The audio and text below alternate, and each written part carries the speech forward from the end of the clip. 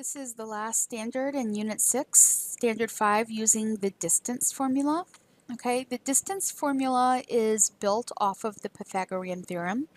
So for these first few problems, what we're going to do is we're going to analyze how we could use the Pythagorean theorem to find this length. And then out of that, we're going to convert that to the distance formula. So to use the Pythagorean theorem, which is a squared plus b squared equals c squared, we need to have two lengths in order to find a third length. So if I drop an altitude right here to give me that side and that side,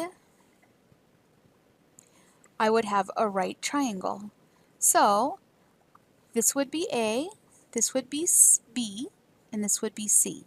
So the length squared plus this length squared would be equal to this length squared.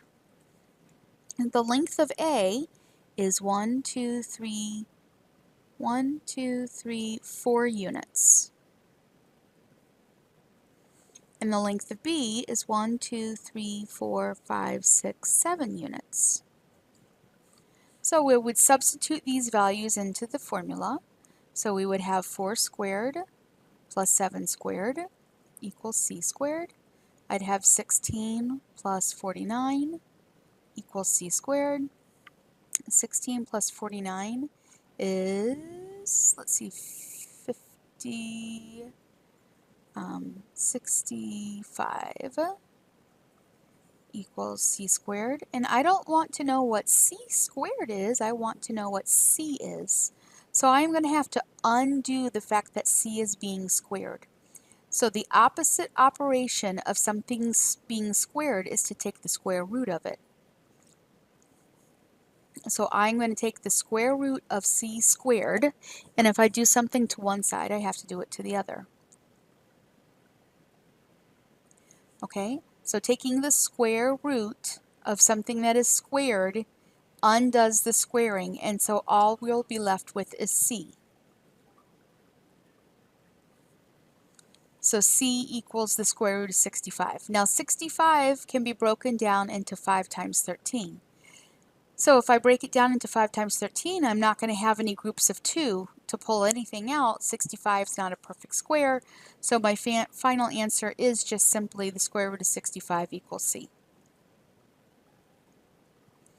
Now a little sidebar, the reason why this is the case, when we undo the square root of something being squared, we just get whatever that letter is, or even whatever that number might be, is because of this. So if you will recall, I said when we take the nth root of something, that can be rewritten with an exponent. That can be rewritten as a to the 1 over n, right? Where whatever this index is goes in the denominator of the exponent. So if I want to rewrite this, so this, like I said, is a little sidebar.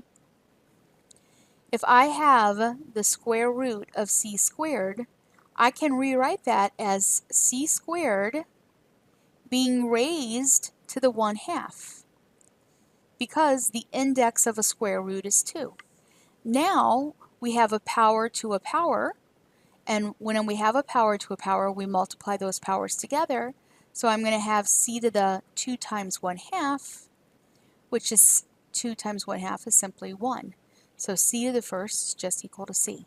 So that is why when we take the square root of something being squared, it just ends up being whatever this part of the radicand is. Okay, let's look at number 2. So number 2 we can approach in the same way. Make a triangle out of that. I have a squared plus b squared equals c squared. Now, let's think about to when we did literal equations. That means you simplify for one variable and you still might have other variables. So we said a whole bunch of times since the beginning of the year that something is solved for when 3 things are true. When the variable is isolated. Okay, well, here's A, here's B. There's only C over here. So the variable is isolated. When there's a positive 1 as a coefficient, which there is here because there's not a number physically written, so it must be a positive 1. And the last one that we've said a bunch of times is when the exponent is a 1. Here the exponent is a 2. So if I asked you to solve for C, it's got the positive 1 and it is isolated. The term C squared is isolated, but it doesn't have that positive 1 as the exponent. So what we would need to do is take the square root of that, and what we do to one side we do to the other.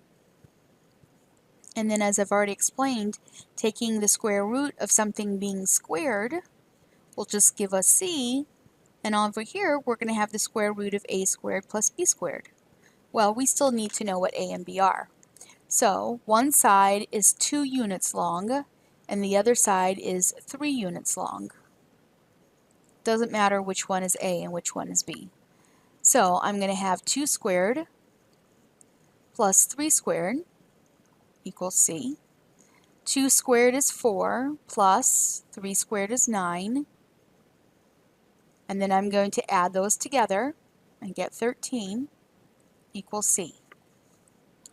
Well, 13 is not a perfect square, and if I break it down, in fact, it is a prime number, which means the only thing I can break it down to is 1 and 13, so this is already simplified. Okay, number 3. Okay, we can do the same thing here. I can drop an altitude and bring this over.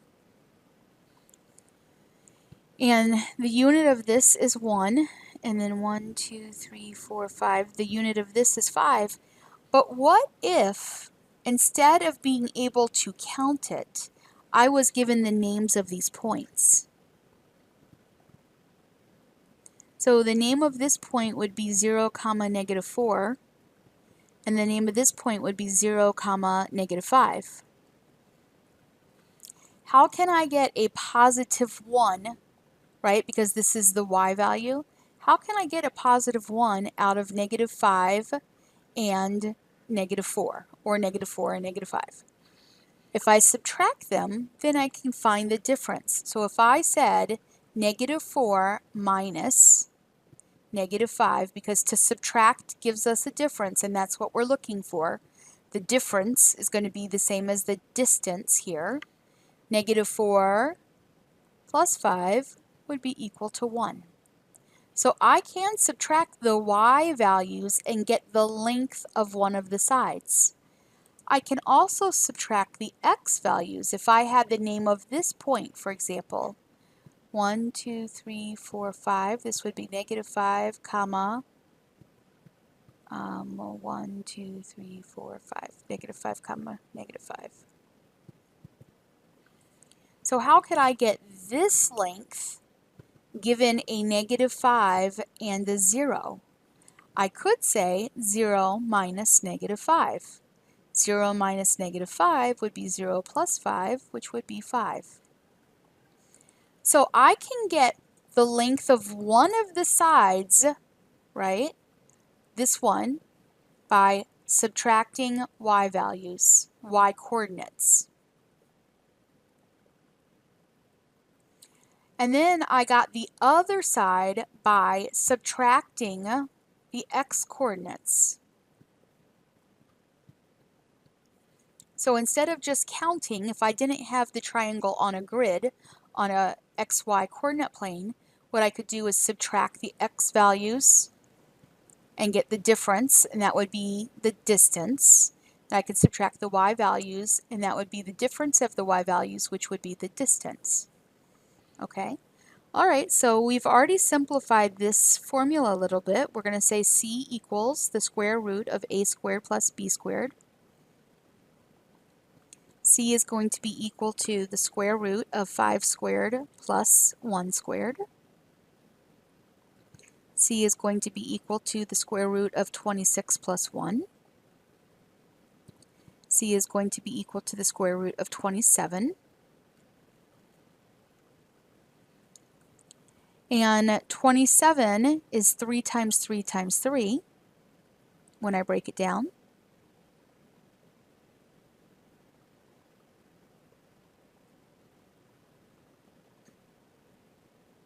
And I have a pair of 3's right there. And then I still have the square root of 3 left over. So there's the simplified answer.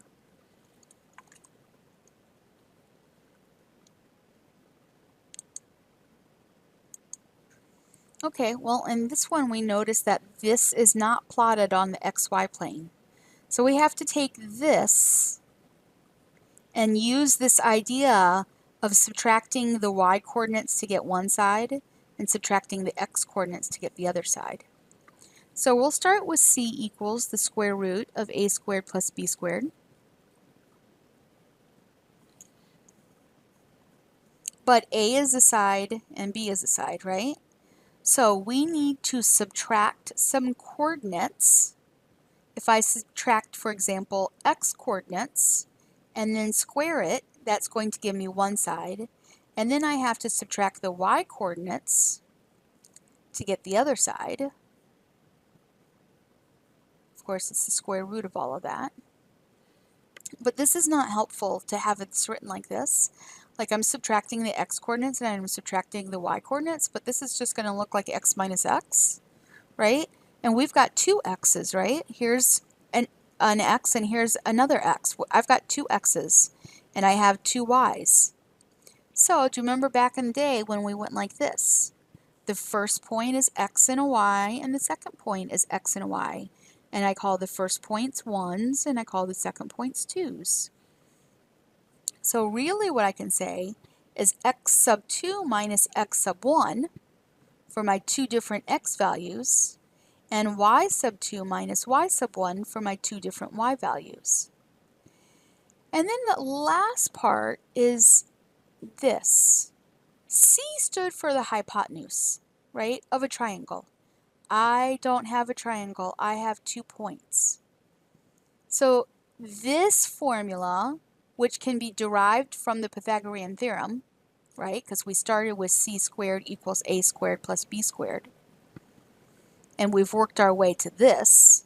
Instead of calling it c, we're just going to call it the distance between any 2 points. And this together is known as the distance formula.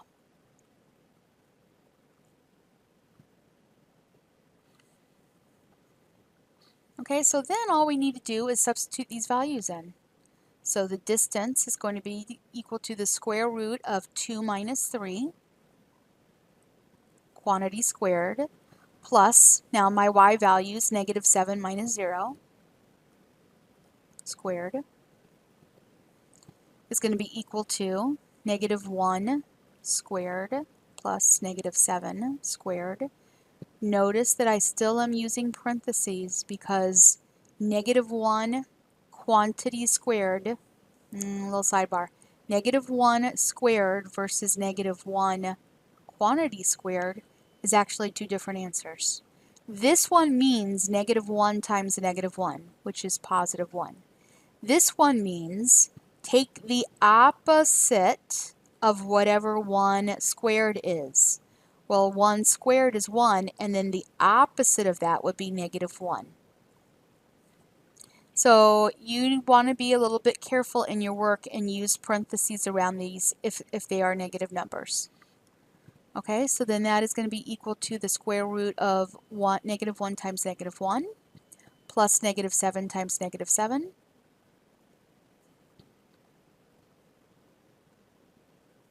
Okay, and then I can break down 50 into 2 times 25, and 25 is one of those perfect squares. So 5 square root of 2. That's what the distance between these 2 points is.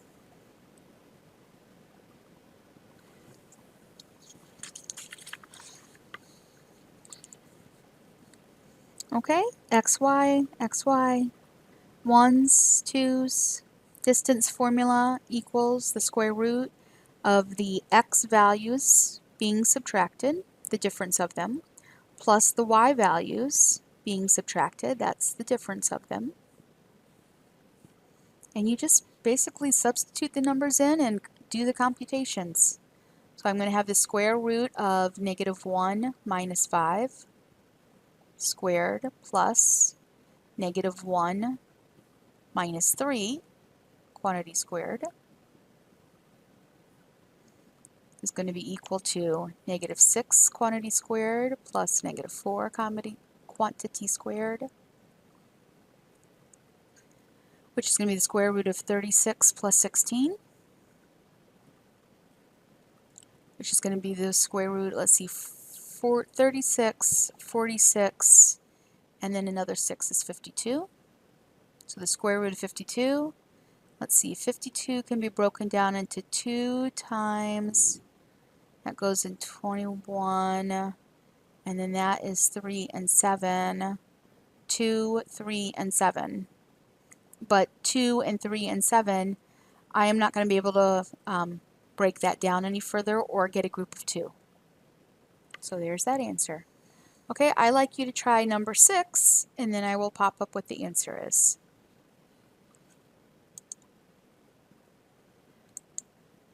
Okay, so when I go through and here's all my work, I got the distance of 2.